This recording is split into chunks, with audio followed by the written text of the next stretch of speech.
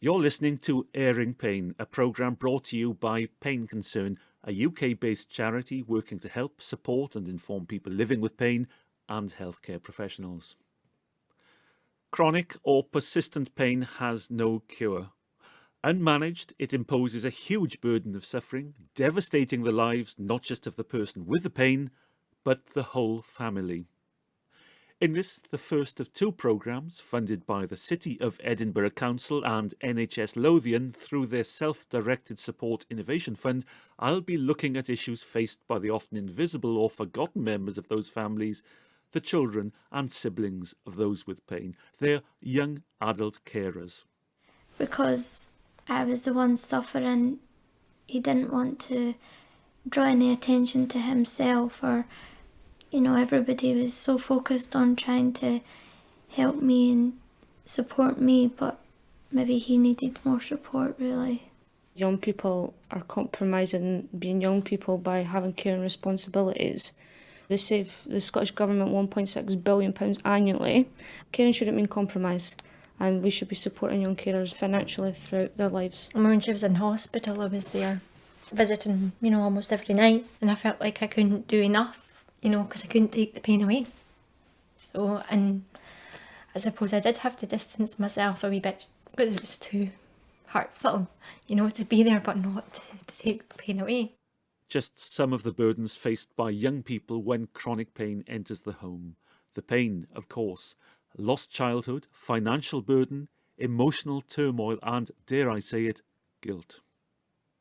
All at a time when bodies and minds are going through the upheaval of growing into adulthood. Erin McGuigan has 3 sisters and 1 younger brother. She's had chronic pain for around 4 years, since she was 16. I met her at her Edinburgh home with mum Lorna and older sister Donna. This is their story, starting with Erin. I just got it just out of the blue. I was fit and healthy, and I was walking one day and suddenly had a pain in my foot, and it just developed from there. And then gradually I wasn't able to weight bear on my foot, and it was very cold and discoloured. And then I had that for a few months, and then it spreaded to my left arm as well, and then got worse and spreaded to my right arm. And I was hospitalised for about 8 months, and I wasn't able to feed myself or get a drink or anything, and I had to get all care needs met by the nursing staff.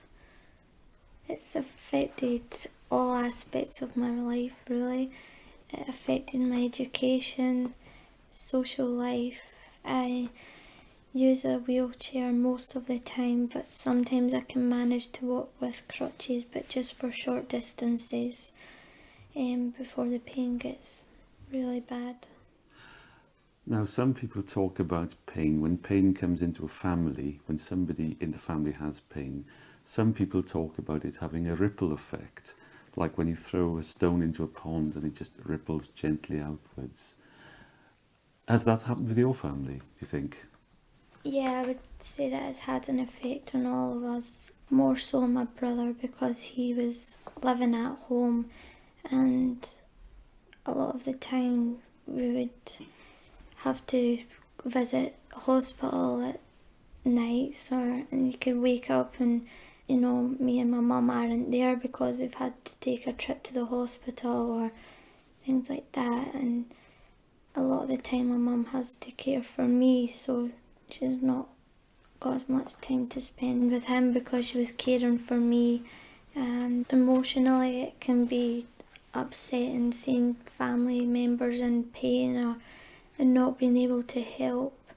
Lots of times he has to administer medication to me, and he's good and he's understanding, but when we went to Bath he had to just live on his own for 3 weeks, really. There's times where we have to go to the hospital and sometimes he can wake up and we've had to go to the hospital in the night, so it can be lonely for him. Mum, the ripple effect, was it a ripple? It was a bit of a tsunami. I had to take 3 months off from work to care for Erin initially. The effect, as she says, on our brothers and sisters, we didn't have as much time for them, and we didn't know where we were a lot of the time when we were visiting hospitals. Financially as well, it had a huge effect. We had to sell our house and adapt this house for Erin's needs. She now has full-time care in place, so she has carers in the house, so that in itself has an impact on the other family members, and they're not as at ease in their own house as they should be.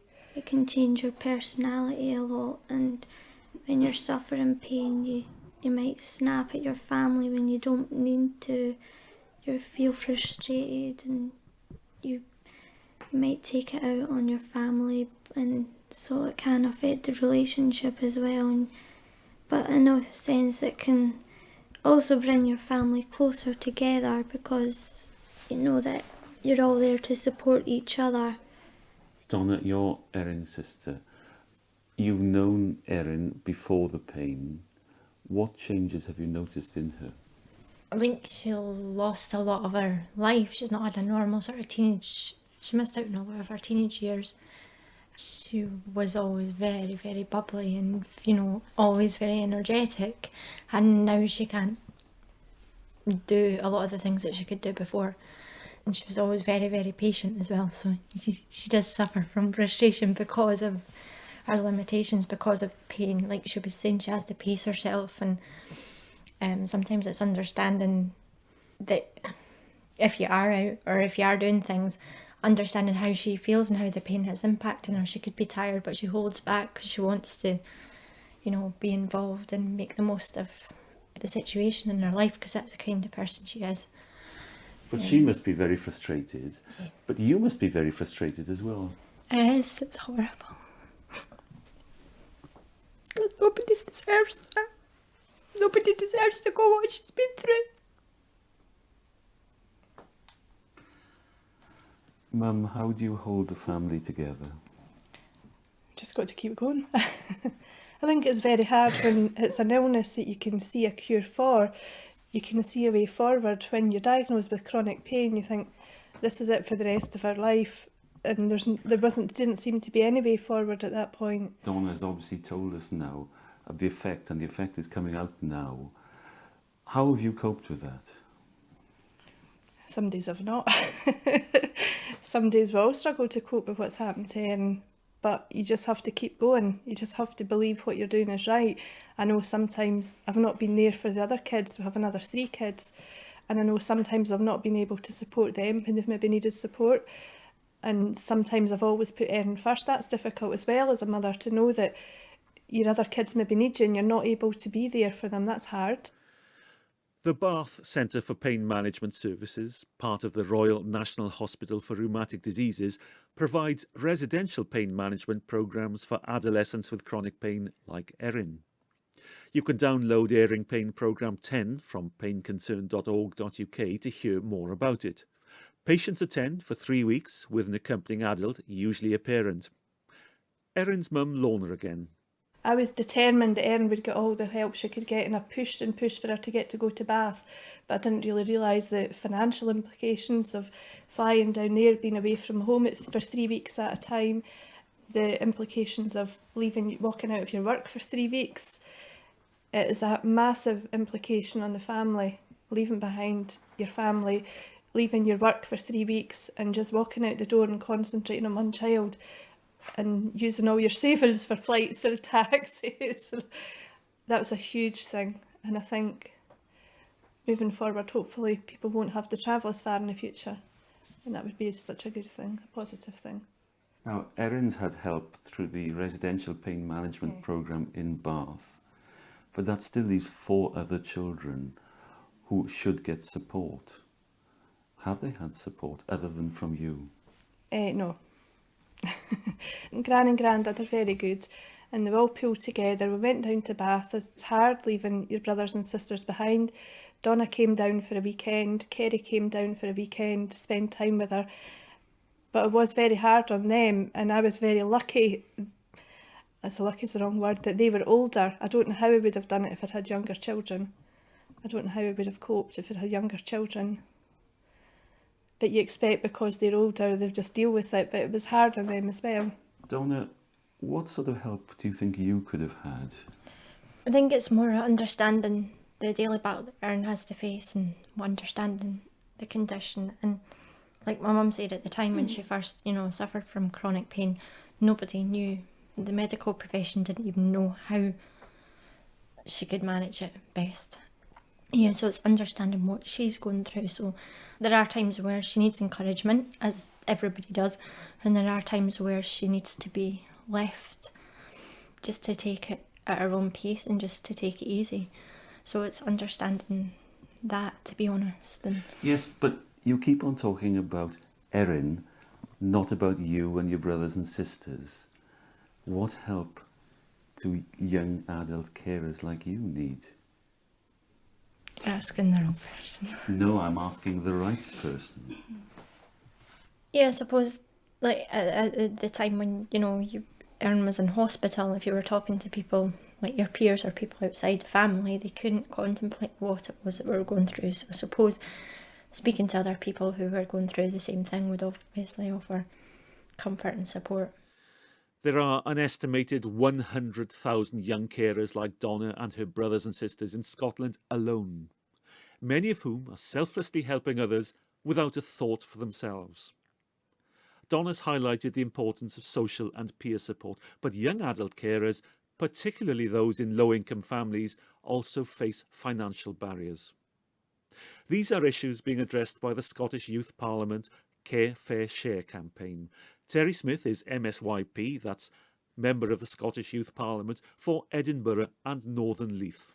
Care for Share's got 3 objectives to it. The first one's about making the education maintenance allowance a bit more clarity in the wording that's the Scottish Government give guidance to the local authorities, so we were just looking at making that sort of stronger and more clarified and so local authorities implement it as well. Our second objective is about making a bursary available to young carers through those who are at like college or university, and the third part is for travel concessionary, making it sort of more available to young carers, like cheaper because they have to get from A to B, and if they're in financial hardship they may find that difficult. So going back to objective 1, an education maintenance allowance, what does that mean? It's a £30 payment that young people receive every week for attending school or college. Now that sounds like a very good thing, but from what I remember, the rules for having that were quite strict on attendance. Yeah, it requires 100% attendance for you to receive your EMA payment, which is given fortnightly. It seems to me that a young carer can't guarantee 100% attendance because he or she will have caring duties. Of course, sometimes they miss the odd class at school or the full day, or even being late for school again takes away your 100% attendance, so they're losing that valuable payment. That doesn't seem fair, does it? No, it's not fair, especially when it contributes to the household income, which a lot of low-income families rely on, because EMA is given primarily to low-income families. So again, it's a huge implication on them. And it just doesn't seem fair that, if they miss the odd day or the odd class or they're late, that entire payment's gone. That's an invaluable thing to young carers, who are struggling financially. A lot of parents rely on their young person getting that sort of money from going to school or college. So when they're losing out on that, it's putting, more strain on the family themselves, and it's not exactly ideal when they've got enough to deal with. So it's like imperative that young people are still getting that money. I think schools should take into consideration, they've got extra needs to the average young person, so it's an invaluable service, really. Is this something you've addressed with MSPs? Yeah, we addressed the clarification of the wording of the guideline documents that the Scottish Government give to local authorities. We asked for clarification around the wording of what was required for EMA, and we achieved that, which was objective 1 of the campaign. So now the MSYPs are being asked to go out and consult with their local councillors and their local authority, asking them to implement these guidelines. So my job, along with the other 11 Edinburgh MSYPs, will be to speak with the City of Edinburgh Council and urge them to support it and implement them. Do you have a long-term condition yourself? Yeah, I do indeed, yeah. I've got leukemia. I have all sorts of things. I've got lung problems as well, so it's just something that I've dealt with for the last sort of 4 or 5 years. So how does that impact on your family? I'm fortunate enough that I don't face financial barriers, which I'm thankful for, but the stress upon my younger siblings, who has a knock-on effect of them, having to maybe miss out going out with their friends during the week because my mum needs someone to look after me because she can't do it, she has to work. So that compromise that they have to make is quite hard hitting, but yeah, I see that on a daily basis. What do you see? My sister's 15, so she should be out living her life, going out with friends, like the same as I did. I didn't have that burden of having to look after an older sibling, so I take my hat off to her and every young person that's a young carer. What sort of help and support do you think she needs? Just that sort of free time to go out and be a young person, really. I mean, she does lack that support. I don't think she identifies herself as a young carer.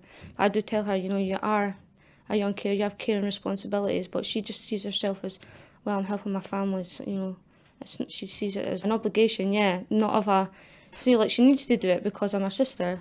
Sometimes I wish she didn't have to do it, but... And that sort of responsibility is very much unseen, isn't it? People just take it. It's not an obligation to look after your family. No. It's something that's there, and perhaps people outside that family don't realise the help that they need.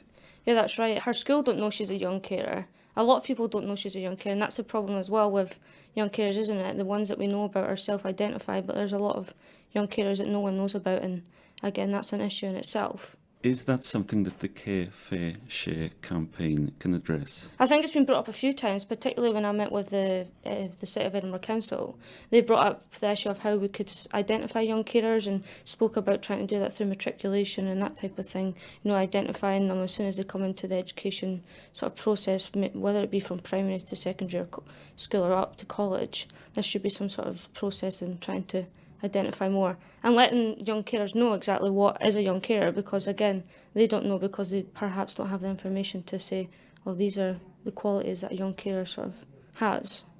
Well, that's the thing, isn't it? I guess, as we've talked about, most young carers who go into school just don't know they're young carers, so you have to educate them as well. Yeah, that's true. I mean, there's 100,000 young carers in Scotland, so that's 10% of the school population. And again, that's the ones we know about. The second Care Fair Share objective was looking to get bursaries for young carers. Yeah, particularly young carers in colleges and universities who don't perhaps come under the EMA guidelines. So we're like lone parents and stuff, they're getting sort of a substantial more different amount of bursary.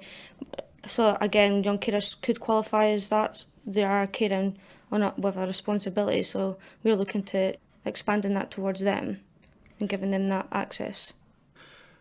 Might be a strange question because my young days are well behind me. Why would a young carer need money? Why would a young carer need money? Well, to do numerous things. Go from A to B, go to appointments with whoever they're caring for. I know my sister, she accompanies me to hospital appointments, and sometimes I can't pay her bus fare, so she has to pay herself. But that type of thing, going from place to place, supporting the family. Again, a lot of young carers I've spoke with, particularly in my constituency, their parents rely on the money that they're getting in to support with, whether that be the food or different types of things, the necessities in life that a lot of young carers rely on the money for. When your sister goes with you to hospital appointments, why is she going with you? A lot of times I can't go from places on my own, so I need someone to be with me. So she's that support network that I feel like my parents don't like it, but they have to give in and allow it to happen because there is no one else. Like, we don't want that support from anyone else. We'd rather it was kept within the family, and because it's easier to maintain that way instead of having to bring in other people. But support can just mean company. No, she's good at keeping me company, that's for sure. Yeah. You're smiling. Why are you smiling? Yeah, no, because she is. She's great at what she does. It does make me smile. Are you close? Yeah, of course, yeah. She's just always there, isn't she? Erin, do you understand what your brothers and sisters have been through? To an extent, yeah, but sometimes they don't always talk about it because it's easier to just shut it off rather than talk about it.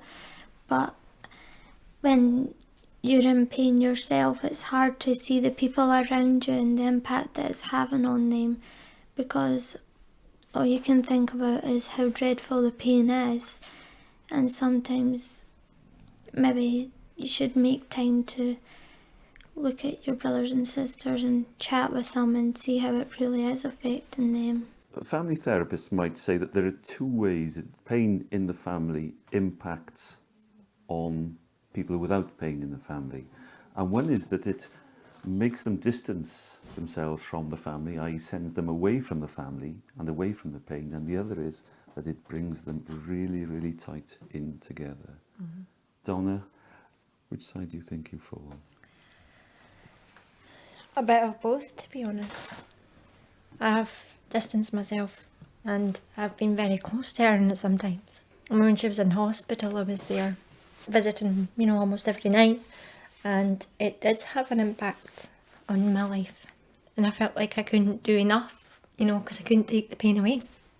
So, and I suppose I did have to distance myself a wee bit because it was too hurtful, to be there but not to take the pain away and solve the problem. I think one of the important messages I got from Bath was that this is not an illness, she's not ill, whereas I think as a parent you tend to wrap them in blankets and get everything for them, do everything for them till they're better. That's a natural instinct, until they're better and they can do it for themselves. But it was accepting that this is a change in lifestyle. She wasn't ill, but she had a change in circumstances and we had to learn to cope with it. And I had to then take a step back and let her go and let her do things instead of saying, oh, she can't do that, she's in a wheelchair. I had to say, well, she's in a wheelchair, so what? It's up to other people to make it possible for her. I think that's the big thing. You weren't alone in coping with the condition, and you were there as a family, and it was how you were going to cope as a family rather than the person coping on their own. And we had lots of sessions where me and my mum were together, and before we wouldn't talk about it, and I would get frustrated at her and she would get frustrated at me. But one of the main things we got from having the right support was that we were able to open up to each other and talk about it. And sometimes it could be upsetting, sometimes it wasn't, but it still always helped us to get it off our chest of how we were feeling and what we thought of it, rather than just closing in and not talking to each other and discussing it with each other. And you follow through the same principles with your brother and sisters?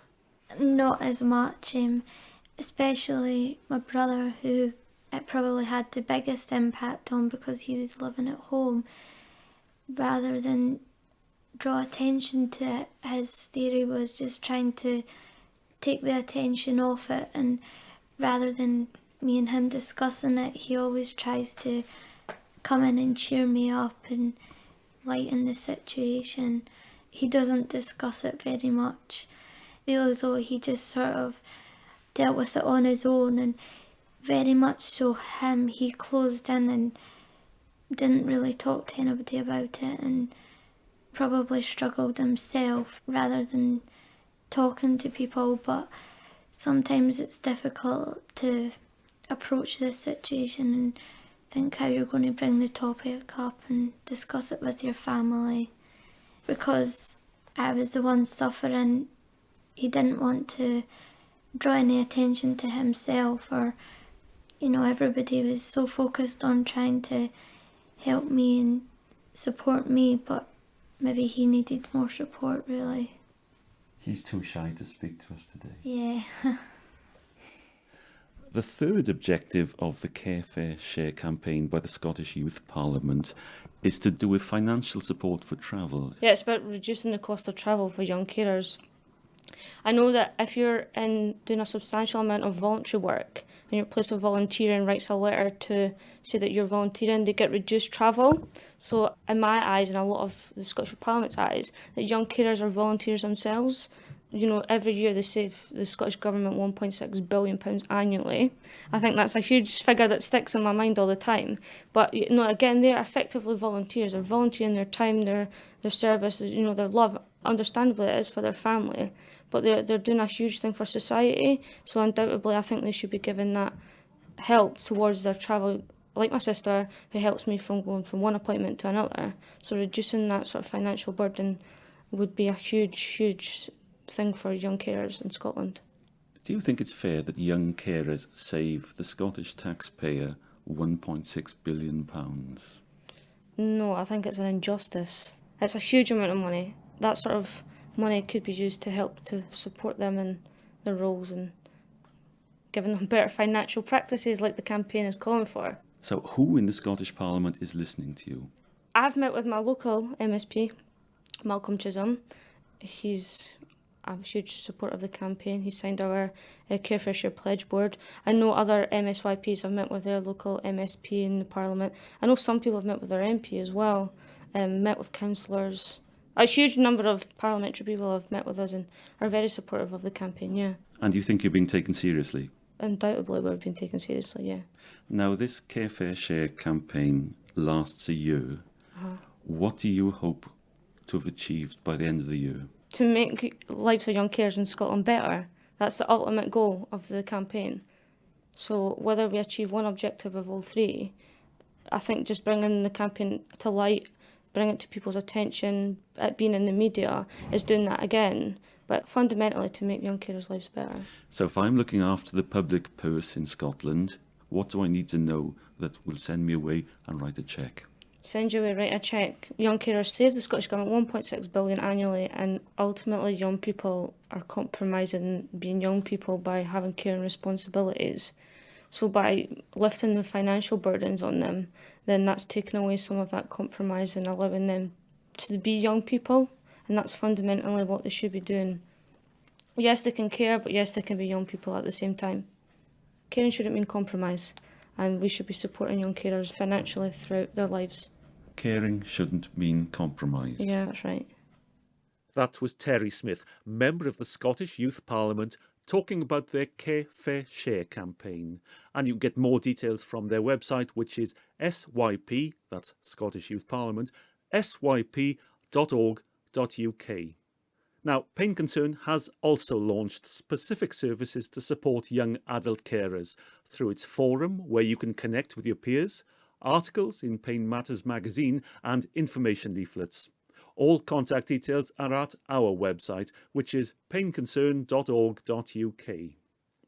I have to remind you that whilst Pain Concern believes the information and opinions on airing pain are accurate and sound based on the best judgments available, you should always consult your health professional on any matter relating to your health and well-being.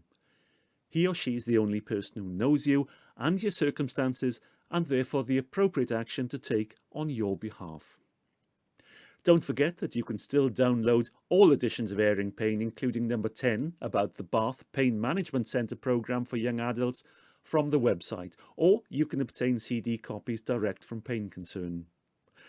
Continuing our support for young adult carers, the next edition of Airing Pain will look at how, with the right professional support, young adult carers and their families can not just survive, but thrive when pain is amongst them. Donna, you're Erin's sister. Now, you're the expert in this because you've been through it. What advice would you offer to other people?